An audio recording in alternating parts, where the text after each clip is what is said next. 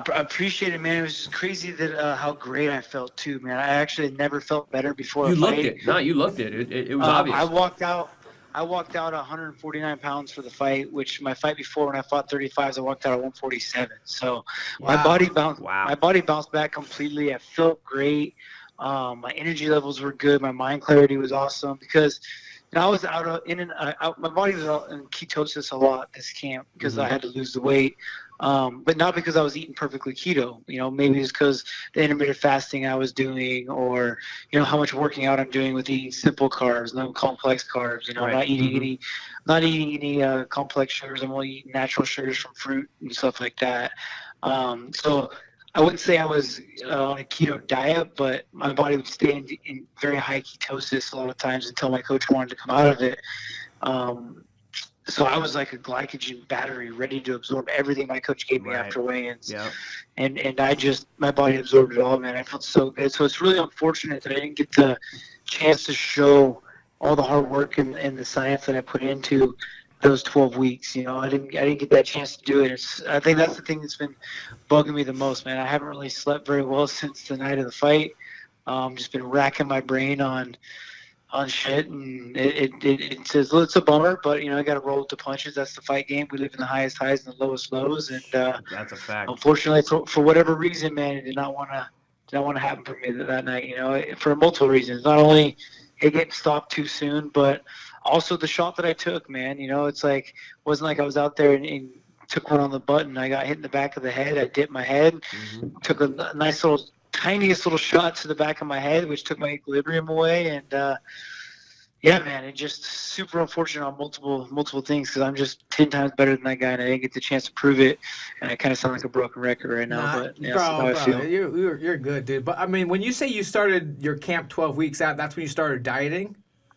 Yeah, man, that's when. Well, so I didn't find out I was gonna fight 25s until I was 10 weeks out from the fight. But yeah, I started I always do long camps. I'm a psychopath. I mean, I've already been back in the gym since I've been home. I don't like to take time off. I get stir crazy. So I do long camps. And so throughout that long camp, though, I do make sure to take some breaks, and I don't spar all the way through, and do certain things to make sure my body feels good. And I do a lot of hormone testing, hair analysis. I do a lot of stuff to make sure my body's in peak condition. So, yeah, I do long camps. Yeah, and touching on what you were saying before, I'm in the same boat with you, man, because I remember, I've been piped really bad where, people are like, oh, damn, this dude's done. He's dead. He's actually locked up. He fell down cold. And then I get back up and win the fucking fight, And so, I can very contest to what you're saying with when I fought the Korean Zombie. He dropped me. He hit me twice before I even, hit the ground. And,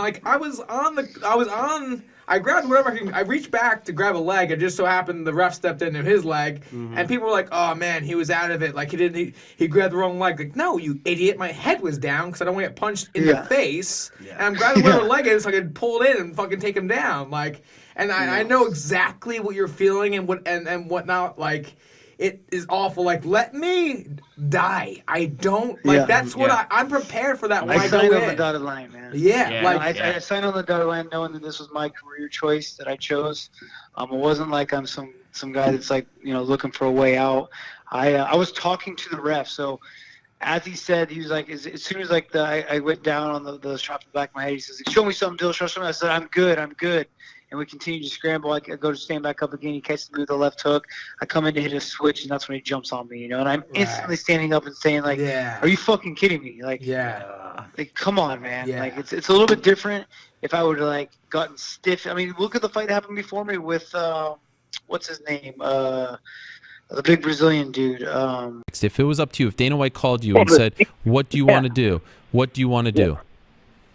Well, obviously, I'll take the fight wherever. I'm open for whatever because that's the situation I'm in. But if it was up to me, if I got to make the choice, I'd fight him tomorrow at 125. So I'll make the weight tomorrow. I don't even care.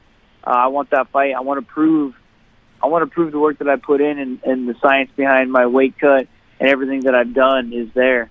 I put in, like I said, a ton of work, and I just want to be able to show it. I want that right to be able to live and die by the sword. How much did you weigh on Saturday night? High 40s. High 40s. Wow, closer to 50? No, yeah, I guess closer to 50 than 40. Wow. And when you fight at 135, how much do you weigh? Same. I Oh weighed exactly the same. Whoa, that's incredible. How did you do that? The science of Sam Calavita and the way my body was ready to respond. The weight cut, like I told you, was done for 12 weeks. It wasn't something that was done last minute, and my body was ready to absorb. The diet that I was on was ready to, I was glycogen depleted. I was ready to absorb all them carbs, and my body was ready to soak it all up. It's hard to explain it all. I'd have to have you sit down with Sam Calavita to let you know like exactly how it was going to go down. He knew that I was going to walk into the cage exactly the same as what I fight at 135s. Wow, credit to Sam. That's incredible. And so obviously, but man, from what I heard, Henry Cejudo was around the same weight. The guy's big. He was looking good too. I mean, yeah. he looked great. I mean, he had a great camp. He's got good confidence behind him right now. I'm happy for the guy. Good for him. Doesn't mean I don't want to beat him. Sure. Doesn't mean I want that fight back. I feel we fight that fight 100 times. I win 99 of them. This is unfortunately that one fight. You can disagree with me, and that's the whole point of running these fights like this.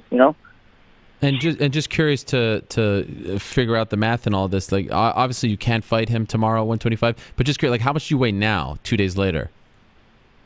I'm around the same. I'm still high 40s. Okay, all right. So it's not like you ballooned up to like 160 or something. No. I'm. This fight's got me fired up. I'm ready to go whatever direction needs to be done. So I don't want to take any time off. I want to get after it. What if Dana says to you, look, we did it, but we kind of have to keep the train moving at 135. We want you to fight the winner of the Moraes to Sunsao fight because that seems to be a number one contender fight, even though they haven't said it. Will you be disappointed? Will that not make you excited? You had big plans, Max Holloway, double champ, all this stuff. Does that get you excited? I'll do what I need to do. You know what I mean? Like I said, this has derailed my mission. It's going to take longer now, unfortunately. I had a lot of things set up, but I'll do whatever it takes. I'm not one that's going to shy away from any challenge, and I'm willing to work. So whatever it's going to take to get me back to where I was at and beyond and get me to where I want to go is what I got to do. I mean, I'm in the position that I got to do what I got to do. I'm a hardworking guy, and I hope everyone understands that. I'm not looking for any handouts. I'll work my way to do whatever I need to do. And it's interesting because you've talked about, okay, I want to go down to 125 and rectify this. It's something that we heard the likes of Conor McGregor say. Nate Diaz beat me at 170. I want to fight him at 170 again. DC said the same about John Jones. So I understand your thought process. But Henry's saying, I want to fight you again. I'll give you a chance, but I want it to be at 135. That doesn't do the same thing for you, right? That doesn't give you the same satisfaction. It's not as historic. So Henry at 135 probably doesn't mean as much to you as Henry at 125. Or is it just now trying to beat Henry and it doesn't matter at what weight? I mean, I'm not going to turn it down. You know what I mean? Like, that's definitely, like I said, I'm open for whatever. I'm open for, obviously beating him is part of it to prove that I'm obviously the better fighter. But yeah, if I had the choice, it would be at 25. Obviously it makes sense for me, obviously, And then you got the guy over here talking about how he wants to be the good guy and defend the weight class. And now he's got that momentum to where he has done that. He's talking about how he wants to save the 125-pound division, but now he wants to leave it. I feel like he did do that. The numbers on ESPN were fantastic, it looks like, from what I've seen. Looks like we did great. I mean, that's a huge thing for the flyweight division. So I guess there's one argument there that you want to save the division, continue to save it and bring in these views, I don't know, man. But like I said, I'm not the one that gets to choose because I'm not the one victorious. I'm the guy that's got the loss, so let the boss man figure it out, and I'm going to be training. I'll be ready to go either direction. I know you said initially you're coming down to kill the flyweights. Would it be fair to say that now that it's over, you don't want to see that happen? Man, it wasn't. I didn't want to kill the flyweights. That was just so. It's like everyone thinks that I'm making decisions around here. If I was making decisions, I'd be getting paid a whole lot more money, right? Right. Like. I'm just doing what is a rumor. It wasn't even told to me 100%. It wasn't like, if this happens, the flyweights are gone. It was like, that was a rumor. People are getting cut. People are saying, like, oh, we think this might happen. Like, oh, Demetrius Johnson's gone now. They're going to get rid of the division. Like, it was never, ever said 100% that was going to happen. That was just a storyline, and I ran with it. You know what I mean? Like, sure, if that's what they want to do, and if that really was what they wanted to do, whatever, you know. But I didn't want them gone. It wasn't like I was like, yeah, sweet, let's get rid of a bunch of people's jobs, you know. It was more the fact that I wanted to be a double champ. I was going for that pound-for-pound spot. You know, I had big goals, man, and that's all it really came down to. Two last things, and again, I really appreciate the time. He said this twice, and I'm wondering, and I thought your response was perfect, like you didn't miss a beat, but I'm wondering if it bothered you at all when he talked about, hey, this guy a couple of years ago was a part of a union, and now he's talking about, you know, going down and killing divisions and things like that. Did you feel like that was a fair thing? Like, do you feel like you're being painted with the wrong brush? Did you feel like that was a little bit too, you know, a little too personal? How did you react to that? Because I thought your response was great on the stage, but deep down, did that bother you?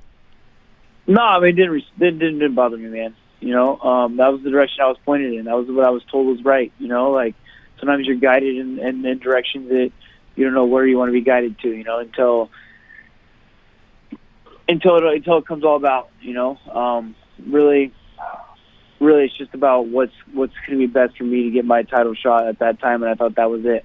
Mm-hmm. You know. Okay, and I appreciate you saying, hey, I'm a sore loser. I've never said I wasn't a sore loser. Yeah, I am, man. I know, but I feel like you've actually, like, look, when I said that you were going to be on the show, a lot of people are like, oh, TJ's going to whine. I lost respect for him. Like, what do these people expect? I'm not just saying this because you're here. I would say this if you weren't. You just went through a 12-week process that is almost like the closest thing to hell, like to put your body and life through that and your family through that. What do people expect you to do and say? I honestly feel like you've been a little bit treated unfairly here in the aftermath. Like, do people just want you to be like, no big deal, I'm just going to move on? Like, of course you're upset. Of course you want. So I don't know if you've seen any of that, and that's why you said that.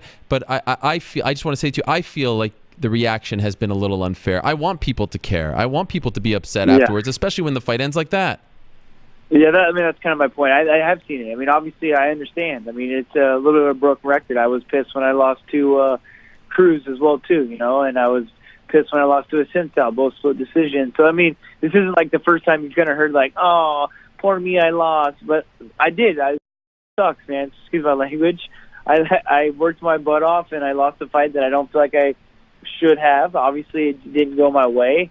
And, yeah, I'm going to be disappointed in it. So I'm gonna talk about it. But, yeah, I don't care if it's me and my family playing, with my brothers playing Monopoly, I get pissed. You know what I mean? Like, I'm competitive, and that's why I am where I'm at.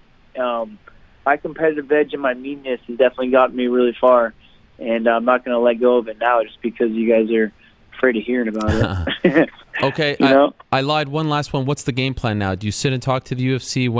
Like, how quickly do you want to return in a perfect world? Game plan is I have no injuries. Camp was awesome. I fought for 30 seconds.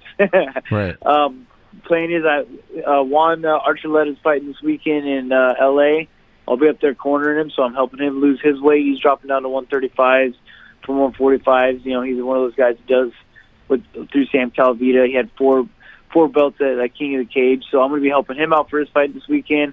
I'm right back in the gym, man. Like I said, I'll fight Cejudo tomorrow at whatever weight class he wants. I'm fired up, and I guess that's going to be a dangerous me. You know, I was already fired up. I was already motivated. My wife's going to be pissed because she wants to go on vacation, but I'm going to be in the gym, you know. So we'll see, man. I mean, I appreciate everyone tuning in and watching. That's so cool to see the numbers of what ESPN did.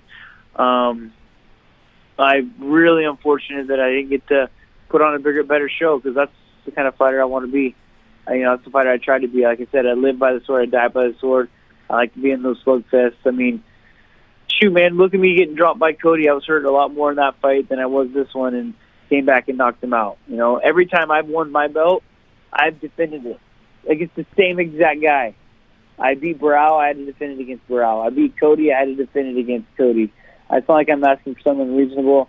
I just want to get out there and prove that that wasn't right, that it was a controversial decision. Congratulations, Kingsley Cejudo. You did great. I'm sure you had an awesome camp. And congratulations to your team and your family. Enjoy this process. Enjoy this victory. But I can't wait to dance once again.